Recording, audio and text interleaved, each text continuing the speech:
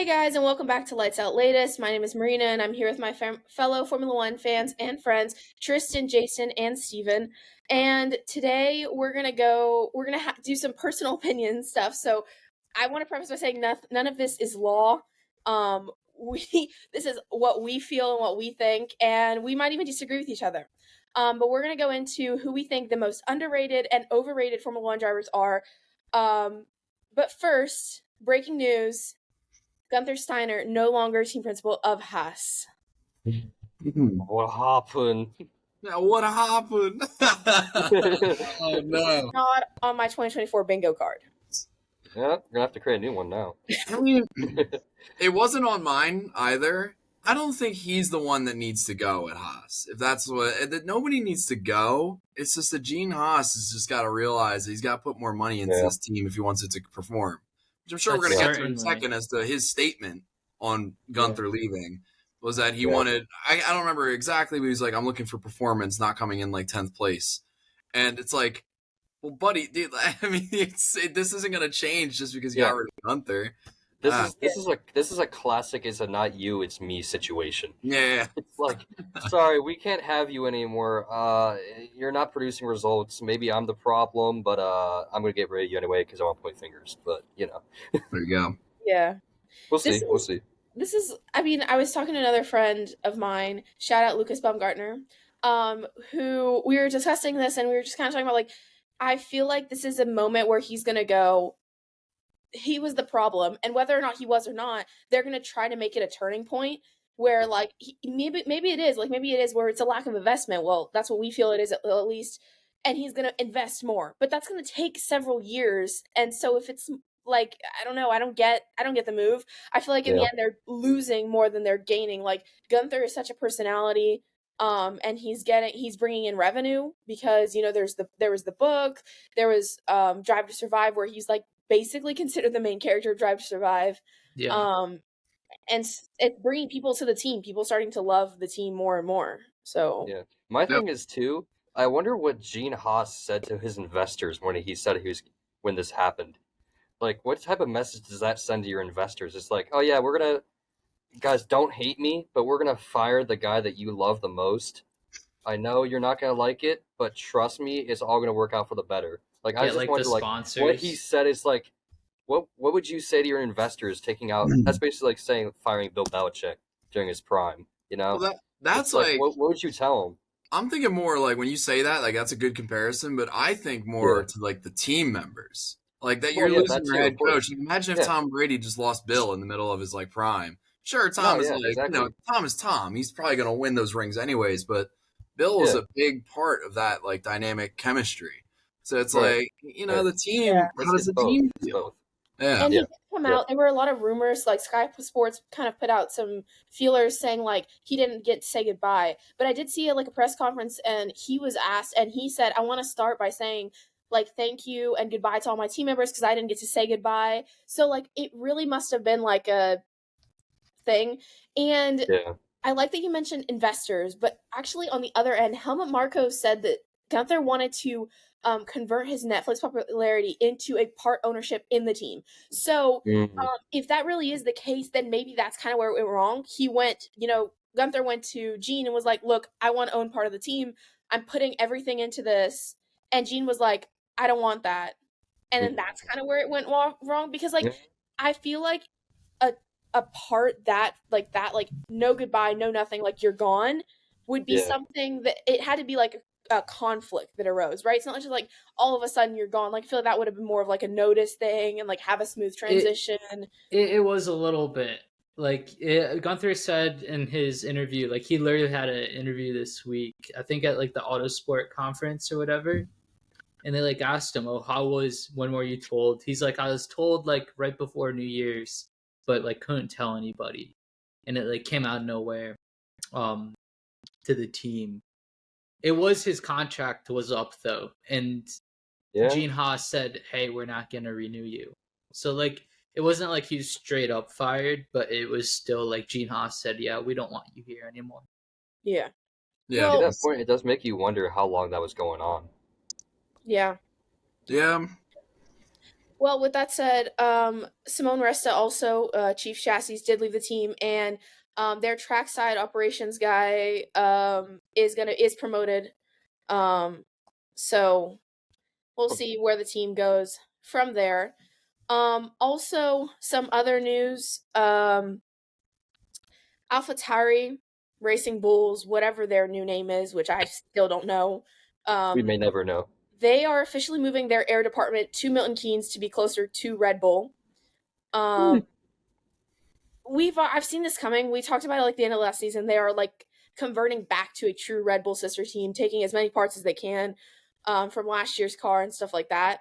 So it makes sense, but I don't know. Yeah. It's a big move. It'd be It's a big interesting. move, logistical move. They're currently based in Italy. So yeah, that makes sense. yeah. I mean, it's gonna be interesting to see like how they're basically probably gonna use Alpha. I mean, I think they kind of already did that, but like use AlphaTauri as like the team that you go on before you go to Red Bull to see how good you are. You know what I mean? Yeah.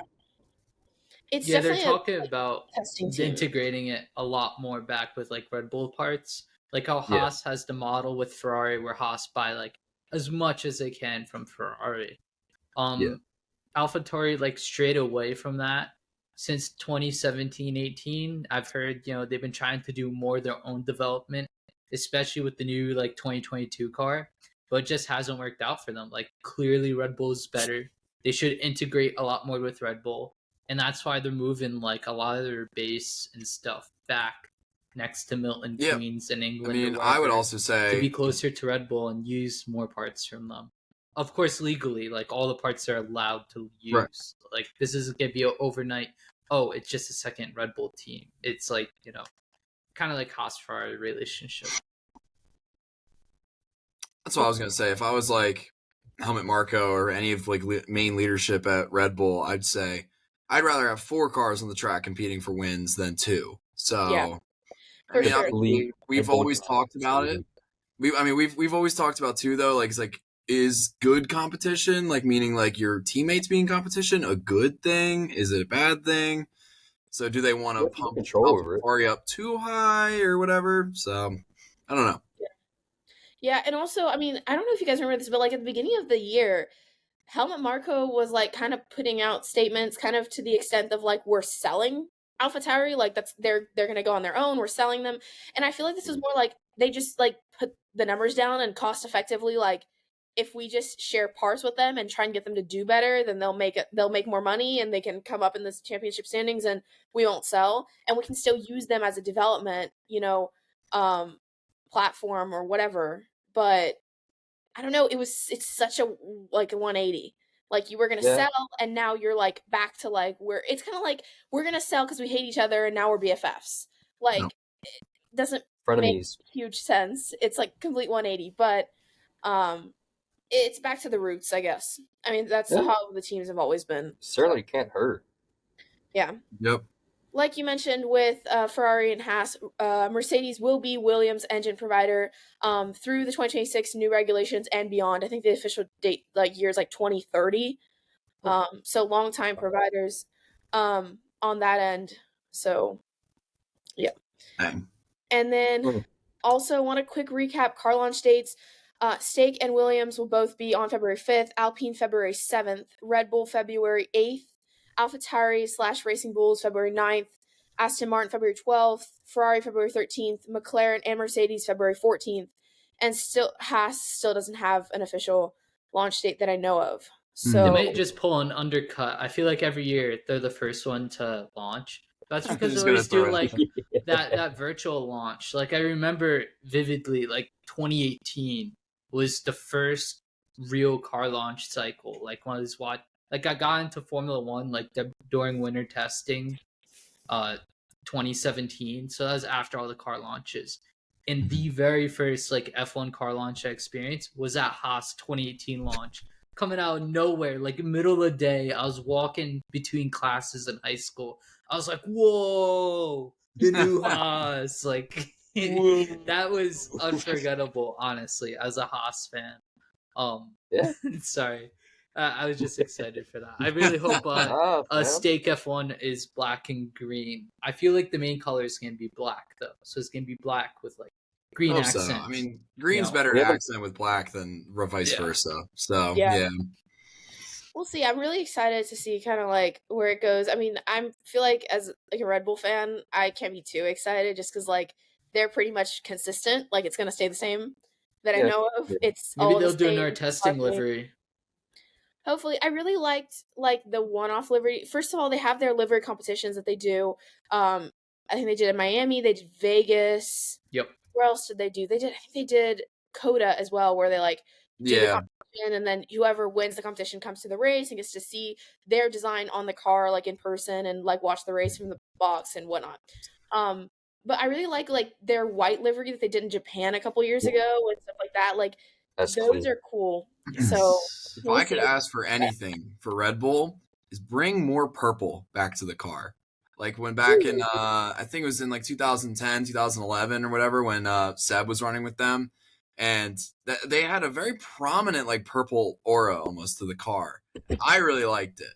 But, Yeah, That's you know. not bad, yeah. I mean, Mhm. they should do like I think you brought up before, Tristan, like how Kyle Busch has like different. He has like Snickers, M&Ms, Oh, and all yeah, that yeah, stuff. yeah. So Yep. like I think you said before they should do like different flavors of Red Bull on their car. So, yeah, I like think you that's said, cool. yeah. Yes. Yeah, They I should remember just do that. that Yeah. with AlphaTauri. Like, Mm-hmm. Yeah, like have it be whatever Red Bull Organics color. Like imagine like yeah. a bright orange like AlphaTauri. that'd be cool. awesome. that Oh could be pretty neat. man, Like Very a cool. monochrome, just Bright like the orange. orange flavored can. Speaking of Red Bull, though, Jake Dennis, who's a Red Bull Junior test driver, whatnot, he drove the Red Bull 2024 car in the sim. He said, unless Mercedes and Ferrari can find at least a second on last year's Red Bull car pace, I foreshadow this being a Red Bull dominant season again, with Max winning the championship extremely early. damn. Basically, was like, dude, this car is fantastic. Yeah, So, and there's no regulation changes. Like even Yeah. 2020 to 21, there are like those floor changes which challenged Mercedes. Mhm. So like reeled them in a little bit. And then like we saw 16 to 17, those are huge regulation changes, and that brought Ferrari right back into the championship for a couple years. But Yeah. there's just no regulation changes from now. Like the field is converging. Like the gap from first to last has never been closer in like as much as I can remember of F1. Like it's never been closer. So Mhm. it's working, the budget cap and all that. It just, I don't think like you said, like Red Bull are gonna be dominant. yeah, and I think it also goes back to a little bit like being so close. There are so many teams that had to continuously fight to bring upgrades within the It's cost cap, but fight to bring upgrades throughout the year. Red Bull being so far ahead, they switched over to 2024 cars so early that Especially they with limited aero time of the leaders. all Like these little things. yeah, I they thought just didn't Ferrari have would to have been worry back about. up by now. Yeah. Yep. Yeah. Oh. This is gonna have to be one of those things that develops over the years and see if anyone can catch up. Right? Yeah. Yeah. Well, last little thing, it's not really breaking news, but I saw it when I saw the Helmut Marko comments and car launch dates and what Jake Dennis said. And it's that Max has scored points in every race he's finished since the Italian Grand Prix in 2016. Every race he finished. Every That's race he finished. So, insane. like, unless he DNF'd or DNS'd, which I don't think he has DNS since, like, ever. I don't remember him DNSing. But unless he DNF'd, he finished in the points. Impressive stats yet again. He's that good, man. Yeah. I mean, he's been in a good car. He's always been in a top 3 team. So that's a little bit like, but Yeah. still, yeah, I get what you mean. Like Gasly and Albon on their down days at Red Bull would struggle for points. Yeah. Yeah. It's just can't even be surprised anymore when I hear stats like that, if that makes sense. Exactly. Like, it's like Exactly. Yeah, it's like they're incredible to hear. They he's always just that are, good. but it's like, man, like, I'm not. He is. He is him. It was a proud Max moment stat that I found that I had to share. I was like, I have to put this in. Like, Totally If- fair. It Let's reminds me of a Drake. Not to cut you off. It reminds me of a Drake lyric. It goes, "Your my worst day is your best day." That's literally Max Verstappen. That's true. It's pretty cold. Very His worst day I is like- third place. Mhm. true. Yeah, his worst Mhm. day is the off chance he like qualifies horribly and has to fight through the field and fights to like was it Singapore he finished 4th? That was his worst day in like 2 years. Insane. If you don't get in Insane. the podium, it's a pure loss. I honestly, You might as well have Sarah. DNF'd. I mean, hey, Ayrton Senna said if you're not first, you're last. So, you know. Yeah. If you're not first, you're last. I don't know if Ayrton Senna said that. That's not how it works. Yeah, I think that's a Senna quote. Who said that? That's Ricky Sure it Bobby, was. dude. It's Talladega Nights. Oh, wait. Yeah, What am I why thinking did of? that take me a second? I don't know. Remind me. Hey, you know what, though? I'm glad you were able to keep me accountable. Boom, I got it. I Ayrton got you. Bobby. All right. Let's move into our underrated, overrated. We'll start with each of us sharing who we think our underrated driver is, and we'll discuss and then maybe vote on who we think is like the best underrated driver, let's say. And then we'll go to overrated. So who wants to start with underrated? I don't know. I'll go for it. Come on, I'm guys. going to share my most underrated driver, Pierre Gasly. He has consistently beat his teammate. Like, literally, the only year he didn't beat his teammate was when he was teammates the with Marina Max. has half something season to say. at Max Verstappen. Yeah. Other than that, he beat Brendan Hartley both years. He beat Daniel Kvyat both years. He beat Yuki Kvyat. Tsunoda both years. He beat Carlos Sainz that year. Like, the only time is like 2023 Esteban Ocon, and he even beat them. Like he even beat him. That was this year.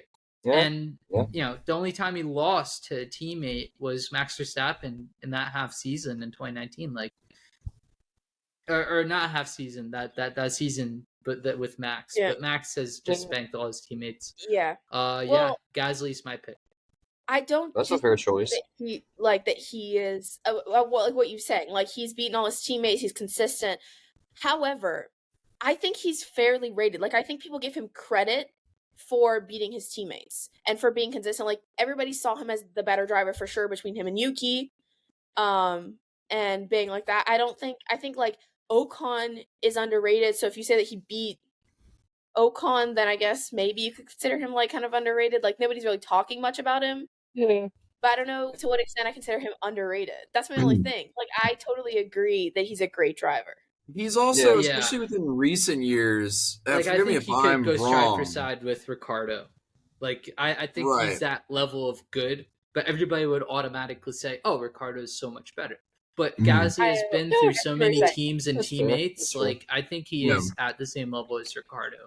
Maybe I not, think it's sort you of, know, I think it's sort of unfair to Hamilton compare him to level, but like Yuki, or for example, because like he had I think 4 years of experience before Yuki joined up in 2021, and Yeah. then like again, I mean, I feel like he's been with a lot of teammates where they are like it's not first driver or second driver like labeling within the teams, but it's like he's almost always had more seniority than his teammate, except for obviously Yeah. his rookie Yeah. seasons. you know, But- Well, I was the gonna- that was three gonna be my best question, too. teammates. How long has he been in F1 now? Quite a That's while. what I was actually just thinking. 2017. 2017, 2017. okay. I was gonna Oh, say, okay, so he's been there for a while. Okay. Yeah, Hmm. he's been there, I guess. Well, besides Red Bull, I guess he was on AlphaTauri for the longest time. Yeah. Yeah. I mean, yeah, it's hard, you know. I mean, I guess you can kind of compare it to in college football, where you have, you know, your Power 5 teams, but then you have like your Liberties and stuff like that. Mhm. It kind of doesn't matter how well you do if you're in, say, like Liberty or AlphaTauri. You're always gonna be like, okay, yeah, you're doing well, but it's AlphaTauri. It's like, okay, Yeah. Yeah, That's what I was going to see what you say. I mean. think a lot of these, not necessarily our list, but if we were to pick underrated drivers, we're always going to be consistently thinking about those guys who excel in mid-pack teams in a team where, you know, Yeah. not necessarily it should be going for wins, but, oh, man, he got up to 5th in this race or something like that. Like, Yeah. he's, you know, Yeah. yeah. Yeah, because anybody who's in a top team who is semi-consistently winning races, I don't think you consider them like underrated because Yeah. they are. Yeah. They're accurately rated. They're in a top team. They wouldn't Yeah. get there unless they could support it. If that makes Like sense. nobody's underrating Max right now. I don't think that's possible. I think people are very heavily leaning to it's the car, and the car is superior, and that's why Max is superior. Oh So, in man, that sense, you could still say that some people are underrating him, but he would not make my list for underrated. That's for sure. Gotcha. Yeah. that's fair. That's fair. I agree. Anybody All want right. to share theirs? Underrated? I think staying on the same kind of topic about Atari, I think Tristan, you said Yuki, right? Or you said Oscar? I actually, that's a little spoiler. That's my overrated. Oh, okay. But I could talk about my underrated if you want. It's a little. Jason and I actually talked about this for a second. I think it was Jason. I chose Oscar Piastri. I love this pick. So hear me out for about 5 seconds, then I'll realize that he's probably not an underrated pick, but I don't think he is a talked about enough driver. Understandably, it's only been a year. Absolutely. Only been a year, but we saw the dueling arrows at McLaren having a great year in the second half, rougher in the first half. But where you think Lando was going to take off and kind of run his own ship, he sort of did, but Oscar was with him all the way.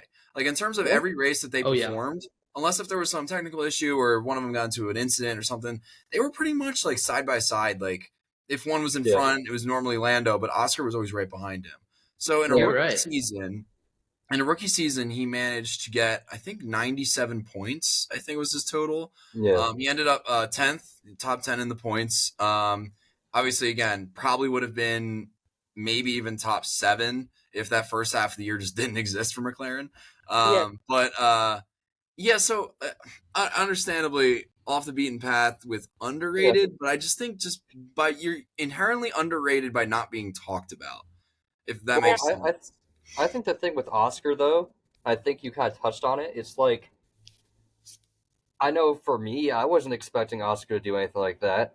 I mean, I think everyone's focus may have been on just Lando, and it's just oh wait, Oscar, he's actually pretty good. That's a good point. That's a really good point. And also, he came in with such high expectations on him. Yeah. And being that he was Lando's teammate, what he was able to accomplish this year was incredible. And I think a lot of people, he was the best rookie season since Lewis, if I'm not mistaken. Yeah. Wow. But I think he might have been the best rookie season since Lewis. Also, you have to think about the big bad wolf had his shadow over the entire year of Max Verstappen. Listen, no one's going to talk about Oscar Piastri. That is true. That is true. Every possible freaking record ever gets broken by a single driver in one season. That is true. How far away was Lando? Where was Lando compared to Oscar? In the total points? I think Lando was either third or fourth. I think fourth. I think he was fourth. I can't remember off the top of my head. Because hold on, let me go back. When Lando came in against Carlos Sainz, and everybody just got so used to Lando coming and performing like crazy. Lando was sixth. Lando was sixth. Yeah, he was sixth. And Oscar was ninth. Yeah. But if you that's still such a between sixth and ninth. It's Lando scored 205 points and was sixth, and Oscar was 97 points and ninth. Yeah. So still big discrepancies, but he's also ahead of a lot of experienced drivers. I mean, granted, again, and I was going to say this anyways, he's in a McLaren car. It's obviously, it's in my opinion, the top 6 to top 5 car on the grid. So if he's beating Alex Albon, I'm not entirely surprised. Albon has more experience. I would argue he might even be a better race car driver. Who knows? But when you have a car that's just technologically more advanced and you have a better opportunity for racing for points, then you're gonna get points. Unless if you suck so hard, you don't. The other thing is too, I would say Lando is a very unique driver in the grid because there's an entire established brand that he has.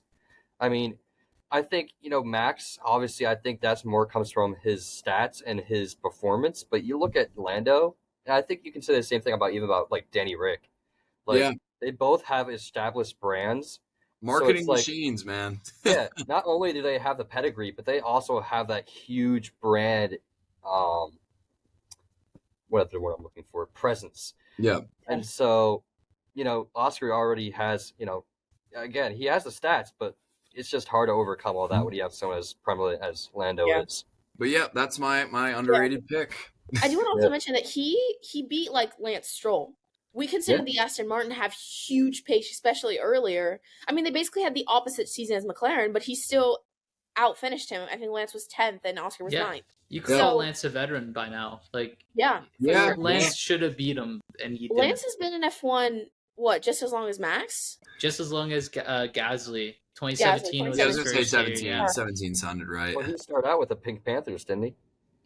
Yeah, Did he actually Williams. Back in those days? Yeah, no, it was Williams. It was Williams. Yeah, he went from Oh, was it? Williams, and Okay. they were a pretty decent team in 2017. And then he got out of there in 2019, went to Racing Point, Force India, now Aston Martin. Yeah. Yep. Oh my God, his teammate was Valtteri Bottas. I forgot. Yeah. Wow. It's been a minute. It's been a hot minute. No, actually not. It was Felipe No, Massa 2017, and then Bottas Sergei was already Sorokin. I'm looking at it right here. Sky Bottas Sports was in article. Mercedes.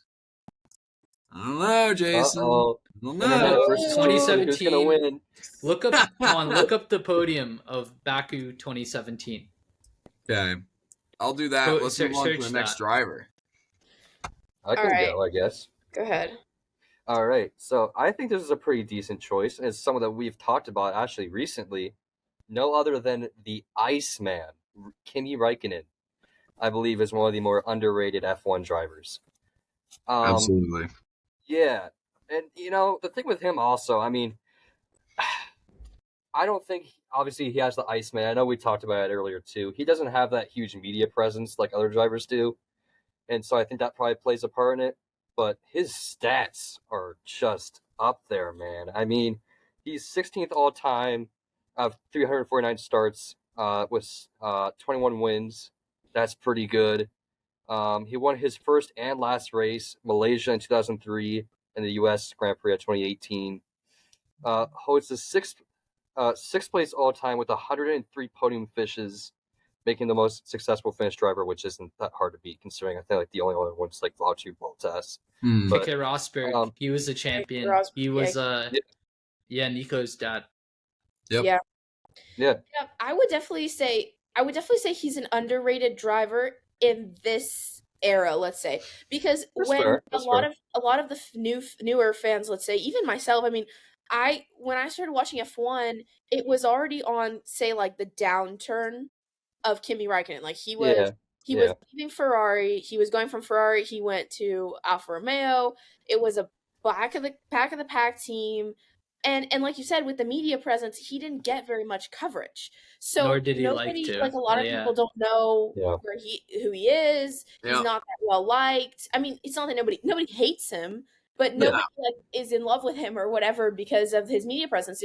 He just doesn't want to be there, let's say. And he the amount of times I think he's been quoted saying, "This is just a hobby for me. If I didn't want to do it, I wouldn't." So that's such a bold I feel thing like to he's say. very comparable to like Alonso. Like Alonso only has 2 championships in many years where he came close. Like Räikkönen was the same way back at McLaren early 2000s, just fight and just had to fight. Like 2005, I think he was super close. It just all the DNFs killed him, reliability. He stepped in 2007, won it. He stepped into Lotus, like dominated Roman Grosjean, got like wins, almost bankrupted the team, and was always one step behind Vettel at Ferrari. Like, he is underrated. I guess and he he was goes like to other categories too, like NASCAR. Yeah. He went rally. He went, he could drive anything. And he's just not talked about a lot because he doesn't like to be. He is the best way I could describe him in terms of his, just as Marina said, like he doesn't have that personality where the media is like, sure, he's doing well, but like we don't want to cover him because he's not going to give us anything to work with. He's he's like a cult classic movie where it's like there's a very niche group of people that really, really love him. They're like diehard fans, and then everyone else is just like, I don't really get it, but I guess it's cool. I don't know if you can come up with one, but of course this is just my mind thinking. I was trying to think of a NASCAR comparison. I was gonna say Mark Martin. Mark Martin, very consistent driver. He never won a championship, but he won a lot of races. Had a longevity. That was another thing I was gonna say about Kimi. Longevity. It's a long career. Like started in like you said 2003, went until 2008, No, Yeah, Like 2018. Well, he- that's when he he- won his last no. race, 2018. No, Yeah. he was the last Yeah. year, but he retired Abu Dhabi 2021. Yeah. Oh, He actually retired. yeah. his I was final gonna say race. 2018 didn't sound right. He retired Okay. right in front of me because he DNF'd that race. Oh, Oh, that's dang. why DNF'd then. directly in front of Okay. my grandstand. Yep. Very Wow. sad. That longevity though, that career is crazy. But also, I mean, again, it's a F1 podcast, but Mark Martin also had a very humble personality. Was not very vocal in terms of like you got your drama llamas in every sport that want to make it all about them, all about that. Yeah. Mark was like, I messed up. It's my fault. Like, that kind of personality, and Kimi's kind of like that. Also, quick shout out. Marina did get us each of us a Christmas gift, and they all are, I could go get it, Kimi Räikkönen Iceman hats. So Yes, his Iceman and very, very topical when we were talking about Kimi Räikkönen. That's where the idea came from. There you go. All right, let's do mine. Now, the approach I went with kind of this pick was in order to like be the best, you have to beat the best. Or at least you have to like if you were considered like, oh, this is a future world champion, you got to be able to beat future world champions or world champions as it is. So my underrated pick is Carlos Sainz. Ooh. And he beat Lando 2 years. He beat Leclerc in 2021. He was 5th in 2022, but his average like finishing position was higher than Leclerc. He just had more DNFs, more car issues and stuff like that. Yeah. And in 2023, he was the only non-Red Bull driver to win a race. Yeah. So I struggle with him is like he was always just a little bit slower than Leclerc in qualifying. Yeah. Yeah. And then as I see Leclerc crash out, like he crashed out France 2022, he crashed out in qualifying this year in Miami. My opinion of Leclerc has lowered, but my opinion of Sainz hasn't really changed. Like I always saw him as like better than a Bottas, better than these people, but I never really saw him as a first driver. So he's not talked about a lot. Like he's definitely better than a second driver, but I don't know if he's championship winning. Because nobody talks about him, like everybody talks about Leclerc as a future world champion, and talk about Lando is also like talked about as a future world champion, but Carlos isn't. Carlos has always been in that category where it's like you said, he's better than a Bottas. He's definitely, like in Ferrari terms, he's definitely that like 1-2 is kind of like always flipping. If he has a car that fits his driving style better, then he's a better driver than Leclerc. But then when Leclerc has the car that fits his driving style, Leclerc is a much better driver than he is. And like you said, the qualifying pace is not the same. And this is where someone more like Max, I mean, like a lot of drivers have spoken to the fact that Max will drive any car. He'll drive the car that Adrian Newey puts in front of him. He can drive spectacularly. And he can drive he's very adaptable, where Carlos isn't as much, I think. And that's, I think, where he kind of loses some of his like overrated, underrated status. Well, the thing with Carlos is too, and I think you kind of touched on it, it's like he's always had amazing teammates, whether that be Lando or Leclerc. It's like he's never had that opportunity, I feel like, to be on a Power 5 team, we'll call it, and shine by himself and have someone who, like Max, they have Checo, which, I mean, it's still good, but he's always been next to a driver just as good or slightly better. Right. Yeah, exactly. Like if he were on a team like AlphaTauri or like Aston or something like that, and he were doing what he's doing now, we would be talking about him a lot more. He was also second driver to Max at one point. Yeah. So they came in at the same time. But like, can you imagine if he, instead of making the move to, I think he was at Renault, McLaren, if he didn't make that jump, can you imagine if he was at AlphaTauri with Yuki, for example? We would be saying that he was the most underrated driver. Oh yeah. Ever, if he was doing what he's doing at AlphaTauri. Yeah. Like, it's just the situation. Like you said, he's always had these amazing teammates and well-established teammates at that as well. Yep. So he's just been in a tough spot, and once he gets his chance, like, he'll get his respect. But it's really hard when he has had drivers that you could every time basically say, "Yeah, you're good, but you're not quite as good as your teammates." It's just one of those things. Leclerc has always been quicker in quali. Like, I was surprised when Sainz stepped up and won in Silverstone. Leclerc almost always has the edge in qualifying and is able to carry that into the race. And Yeah. Sainz rarely is ahead. I mean, he was ahead in Singapore. Maybe he's improving as a driver. Like, maybe this time next year we'll say they're equal or Sainz is better because Sainz has just gotten better than Leclerc. Like, he's developed the skills. But I don't know. We'll see. That's a very underrated pick. All right. So before we go to overrated recap, we got Tristan's Oscar Piastri, Jason's Pierre Gasly, Steven Kimi Räikkönen, and myself, Carlos Sainz. Drop in the comments who you guys think is the most underrated, at least of those four. And if you have your own pick for underrated, drop that as well. Overrated, we can go in the same order. Okay. So. Sure. So I'm saying this in the context that he shouldn't be an F1 anymore. He's a great driver. He could bring it out. Kevin Magnussen. He was never that much better than Romain Grosjean. This year, Nico Hülkenberg, keep in mind, a driver that was fired from Renault because they thought Ocon was better, and Ricciardo wiped the floor with him there too. Nico Hülkenberg, the guy that got fired, took years out, came back, beat Kevin Magnussen this year. Nico Hülkenberg finished 16th, and Kevin Magnussen finished 19th this year. Hülkenberg average finishing position, even though it was like 14.2 and Magnussen was 14.8 qualifying, he was always quicker. Nico Hülkenberg's average grid position was 9.6, which is insane in a Haas. Kevin Magnussen was like 12.5. Like, literally, I totally think he scored 3 times the points of Kevin Magnussen, 9 points to 3. I think that on that basis of a driver like Nico Hülkenberg, who I said isn't really like, he's barely here anyways. He's here because he has experience.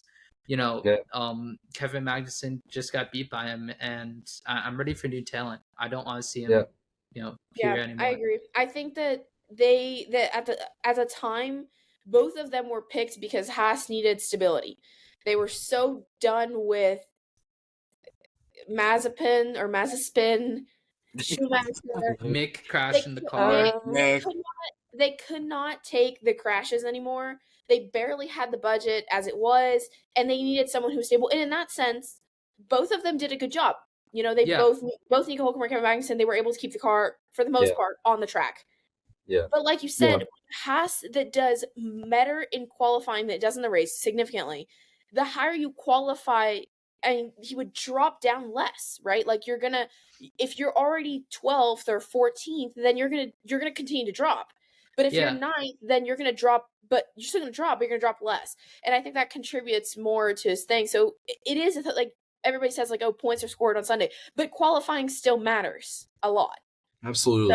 So this is interesting because this is kind of like the opposite of what we were just talking about with like Carlos Sainz. Put Kevin Magnussen on a better team than Haas, I think he gets exposed fast, Yeah. If you were on, like, say, I don't know, like McLaren or Ferrari or something like that, we wouldn't be even, he would have been long gone. Yeah. He almost fell out of F1. Like, 2014 was his debut at McLaren. He got a podium on his first race. And then after that, Jenson Button just wiped the floor with him. And McLaren dropped him. And it was Alonso and Button at McLaren, and he was just a reserve driver until he finagled his way into Renault. Thank goodness he beat Jolyon Palmer. Jolyon Palmer was pretty bad, hence why he's a pundit right now. And then he went to Haas and could only do, only match Grosjean, and then that was it. And Grosjean is, albeit really good, not good enough to be an F1 right now. Yep. Sure. All right, I already foreshadowed it. Yuki Tsunoda. Yes, you did. Overrated. Why is he overrated? I feel like this is going to be an agreeance one. I think we maybe are all going to be on the same page with this, but then also it's tough to grade a young driver. I mean, it really is. Is Yuki really a young driver anymore? How many years has he had? See, but that's like he's been in since 2021, I believe. Yeah, so I think his first 3 complete seasons. 3 years. Like, well, here's what it's going to be though. He's still young. I mean, think about Oh, yeah. Max. Max came in 2015. I don't think like he was still considered a young. He's still considered a young driver. He's only 26. But So Max he's hit the ground running, experienced, but he's still young. and It's we've true. seen improvement from Max. Like Max has improved year over year, less and less crashes, more and more pace. Drivers can improve, but Yuki, I just feel like the only thing improved on is swearing less. Like, I don't know. Swearing less, that's a fair point. But also, like, I mean, this pick also kind of comes from an angle of maybe something I don't understand, which is the inner workings of AlphaTauri. I don't know genuinely like the progress of that car. So, for example, in his rookie season, he got 32 total points at season's end. It was actually a decent season for him, like meaning his rookie seasons. It's respectable. He had 30 some points. But then his next two seasons, I think 2022 he had 17 points, and then 2023 he had 12. Or flip-flopped. I can't remember exactly. So it's like, is that technical progression in AlphaTauri? It's not coming up to par, or is he just not getting a feel for this whole F1 deal? I mean, like, I don't. Yeah. That's kind of like my one point towards like up to interpretation. Yeah. Everything we talk about is up to interpretation. But like, I don't see besides Jason saying, yeah, like his attitude has gotten much better. I just don't see like the on-track improvement. I don't see him improving in qualifying. I mean, we had, I think, his best race this past season. It wasn't in Japan, was it? No, I can't remember. He was the one race where he was consistently in the top 10 all day. It was literally like one race because he wasn't in Brazil. That's what I was thinking. Was it Brazil? Yeah, Maybe it was. Yeah, because we lost Brazil. Year. Yeah, that was the one where he was in the lead for a little bit, wasn't it? Yeah, Well, like 2 or 3 laps. But Unless he improves, I think he's gonna get exposed by Ricardo this year. Like he's been lucky. Yeah, like, that's the thing. That's what I was gonna say. It's like this next year is going to be like the penultimate year for him. Because F1 team, you have a new driver. I wouldn't mind. I think he would be a slight upgrade over Kevin. Yeah, I think he could upgrade from Kevin Magnussen, honestly. But especially if he improves. Yeah, here's my thing with Yuki is that, in my opinion, and this has kind of happened like year after year, is that AlphaTauri, Toro Rosso, Racing Bulls, whatever the team name may be, the kind of the purpose of that team is to harness new talent and to harness young talent. How many other drivers have been in that team for 3 years? Because the whole point is to use that as a stepping stone up, right? So I feel like after 3 years in F1, if you weren't good enough to take like Perez's place, if we're like, not one person so far, I think I've heard say, I'm expecting Checo out and Yuki into that seat. Everyone's talking about Daniel. Yep. And I think the way, if he was living up to the expectations put on him to be in F1 and to be in that seat, he should have been the next driver up talking to go to the big team, right? Yep. So if he's not there, I feel like that's already like you're overrated. Like, why are you in F1 if you're just going to sit? I think you're hitting the nail on the head. I think you are. Totally agree. Yeah. Totally agree. Yeah. It's like man's well, again, he was in F1 for 3 years, but I could totally see him being like that guy who's like, oh, he's a super senior, at AlphaTauri. Senior. Kind of like Kvyat, they just kept him around to fill a seat. Like Kvyat got demoted from Red Bull, and they just kept him around to fill a seat. Same thing with Gasly, they just kept him around to fill a seat. Such a strong candidate at Red Bull. He would never go back. Like having Max at Red Bull is like obviously that's a lock of his seat.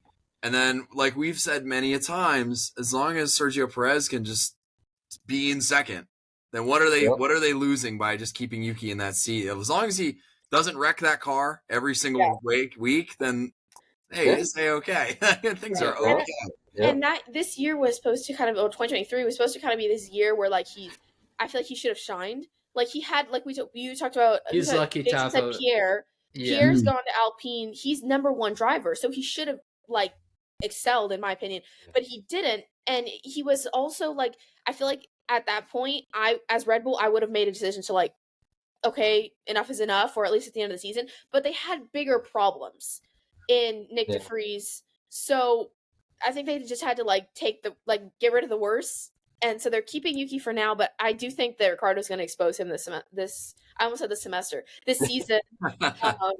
and we'll see what happens to Yuki Tsunoda. I think he's a great personality. I don't necessarily want to see him gone from F1. Oh, but yeah. I think he's kind of wasting his seat there. I'd prefer to see Liam Lawson in that seat, for example. Yeah. Yeah. I think he's a better talent, and I think he'll adapt to F1 better. So we'll see. Yeah. All right, what about you, Steven? Most overrated? Oh man, mine's probably the most say the least, to say the least.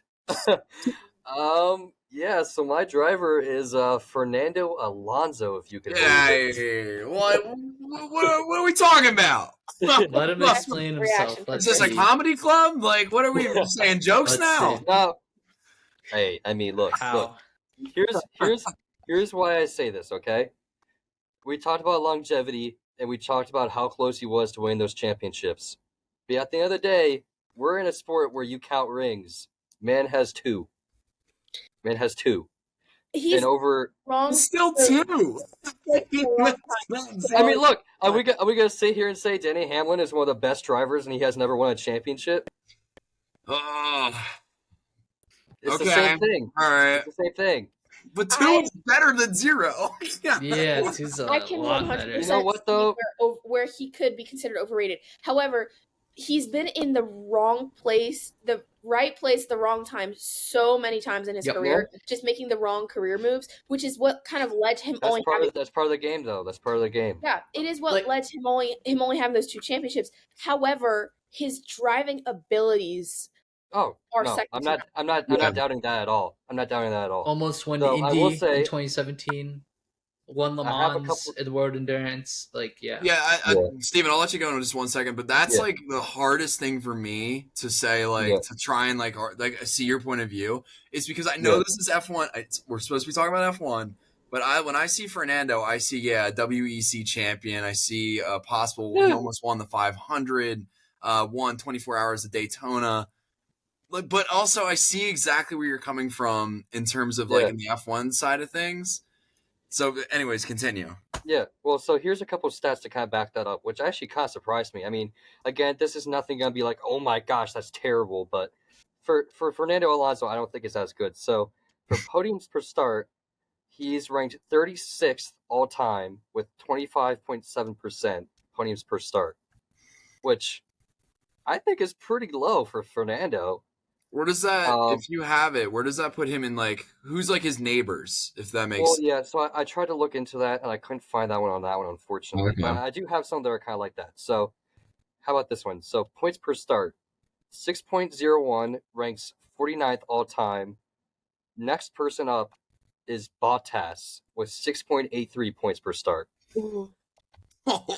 That's rough. Is that adjusted though for the old point system? Because that might not be adjusted.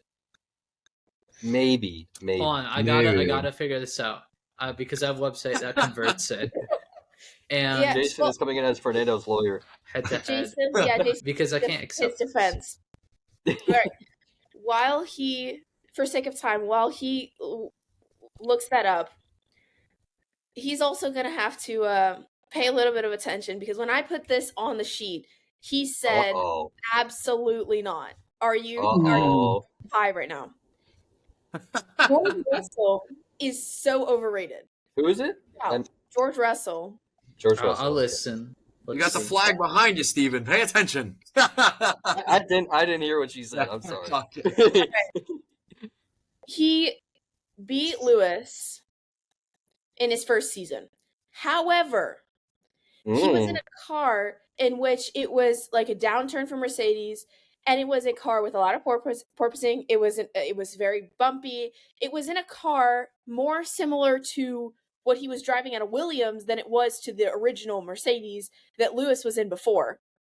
So yeah, Lewis, as a 30-something-year-old older guy, is a great driver, but the conditions of the car were horrendous. And he was coming out of the car every week with back problems, and he was just not the Lewis that everybody loves, except for me. Not a Lewis fan. Anyways, he did make a reputation in that first year for top 5 finishes, but then he took a huge nosedive towards the end of the year. Yeah. Mm-hmm. Yeah.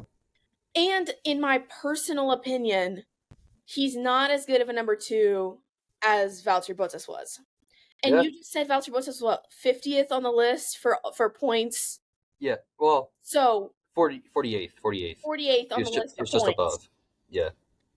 So also, I don't know how many people actually like believe this, but every time Russell would qualify behind Max or behind Carlos, people would start to freak out and be like, "Oh no, here comes the destructor." I mean, the only damage Max had to his car all year was from George Russell.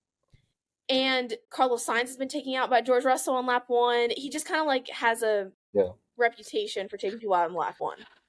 Imola that's my argument. what was that? Imola 2021 was not good for Russell or Bottas. I did look up points per Grand Prix. Yeah, Bottas has 8.1 points per Grand Prix. Fernando Alonso has 8.3, adjusted for the current point system. So just above.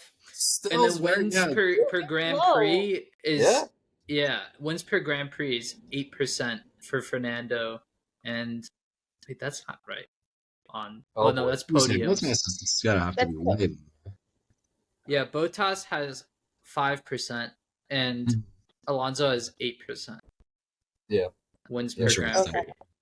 Interesting. See, because if we're talking about Bottas as like he's a good driver, but he's never been a Lewis Hamilton caliber. Nobody's really talked about him as a contender for a championship. He's always been that number 2 driver slot behind Lewis.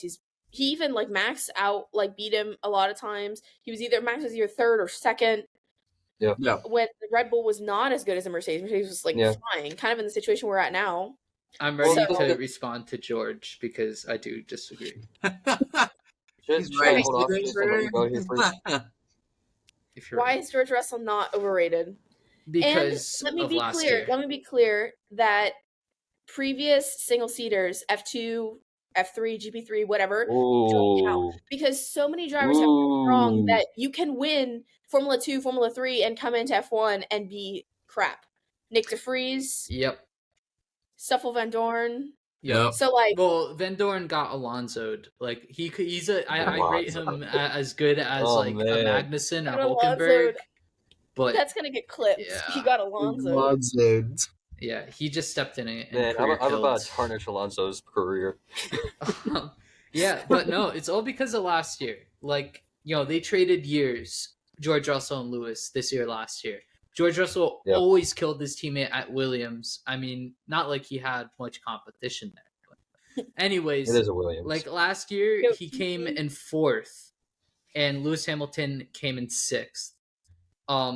His average finish position was 4.2. Lewis Hamilton's was 5.2. And then average grid position was 5.2. Lewis Hamilton's was 6.3. Like, he qualified better. He had a win. He had 2 wins. He had a fastest lap, pole position. Like, George was so on it last year. And then in 2020, he should have won the Sakir Grand Prix.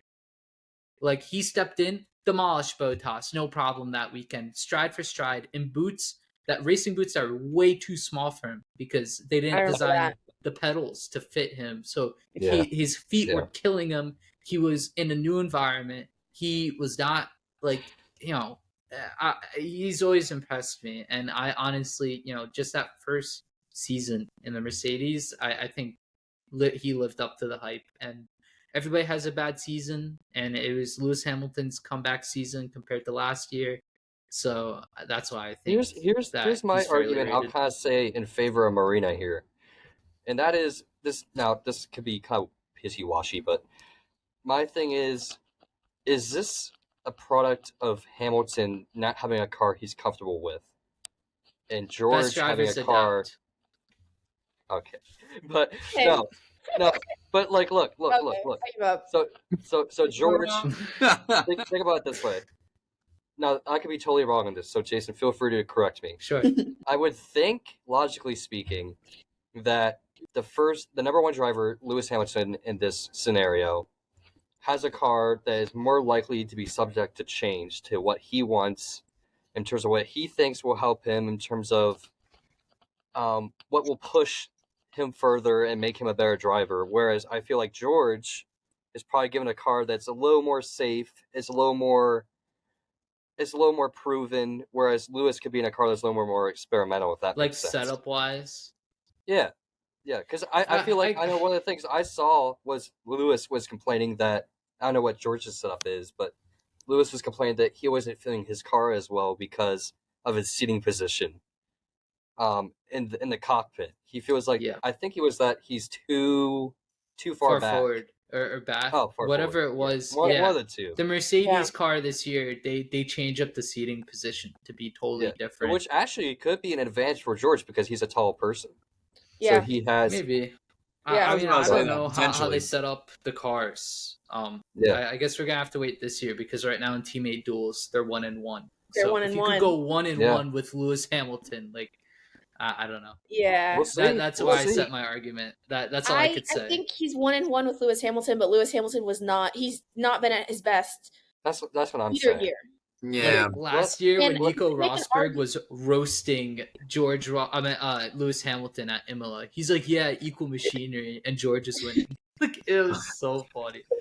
That's all I remember. Yeah, but Nico Rosberg is always going to roast Lewis Hamilton. Equal machinery. That is true. Do they really That is still not like each other? Like to this day? I don't Apparently, think it's like a hate relationship like it was before, but they definitely don't like each other. It sounds like a Tom Brady, Peyton Manning type situation. Yeah.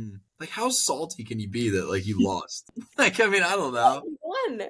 No, I'm saying meaning Lewis. Lewis. Apparently, he was playing mind games. Like he would like do weird things. Like Nico Rosberg like had this We're when rolling his down a teammates double with hole Schumacher in 2010 to 2012. Nico Rosberg was like, yeah, in 2016 I played mind games with Lewis. Like Schumacher would do things like lock me out of the team bathroom, so I'd have to run down the paddock to the guest bathroom, or like move my gloves so I can't find them before a race, so that'll throw me off. Like, yeah, like Schumacher would play mind games with Rosberg. And Rosberg said, "I did that in 2016 to throw Lewis off." Like, because they were not happy with each other. They hated I can each see other. George doing that too. I could totally see George. Maybe doing he that. learns. Maybe he phones up Nico. Is like, "Yo, what bothers Lewis?" Yeah. Oh man. Yeah, he's like, by the way, this bothers Lewis, so you should do this because he's gonna Oh my god. And also, I want to say, I don't know how y'all feel about this, but to me anyway, I feel like George is like the villain of F1 right now. He's the meme of F1. Especially, dude, with that stance. Yeah. Like when the like I you was know. forecasted a podium. He looks, guys. He reminds me of like a James Bond supervillain. I think Max is the villain of F1. Well, but I mean that's for different reasons though. That's because he's too good. I think George is just the guy that's just like too good. Come on. What do you mean? You could be I'm too a Patriots bad. fan. I've been hearing that all my life. Okay. Anyways, as we wrap up, quick mention that as of Monday, there are 37 days until Bahrain testing, 47 days till lights out in Bahrain. Quote of the day, I said before the podcast, speed round, because this is a very specific quote that you guys are going to know very fast. So shout it out as fast as you can. I wouldn't be so confident in me, but I appreciate it. If you don't want to let me finish, you don't have to let me finish. I'll put that out there. Okay. All right. He does not fuck smash my door. Guenther Steiner. Yeah, see? I wouldn't know that. I didn't know it. Really? I wouldn't know I that. had so much faith in you guys. I told you have too much faith in me. We gotta watch that Drive to Survive episode. That was like Spain 2019. That's the thing. I don't have Drive. I don't have Netflix. That's like his quote. You're asking if you That's guys his haven't quote. seen Because I'm poor, I don't know that quote. And I just read his book, so I'm at an Hey. advantage. I just read his book, and oh my gosh, that was a ride. But everything you expected, like he did kick Schumacher out for all the reasons we said before. Like y'all were on point with that. All right. Congratulations, Jason. Congratulations. Is that 2-0 The for the Vettel year? finger. Yes. Yeah, I The got Vettel one finger, right at the number one. buzzer last year, but yeah, Dang, don't be saying that. Not last year.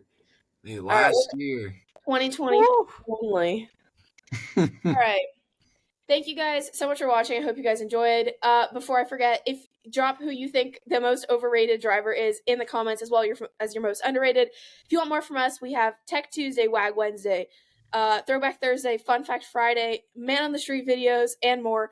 on our Instagram and TikTok at Lights Out Latest, and of course the podcast every Monday at 11:30 Eastern time.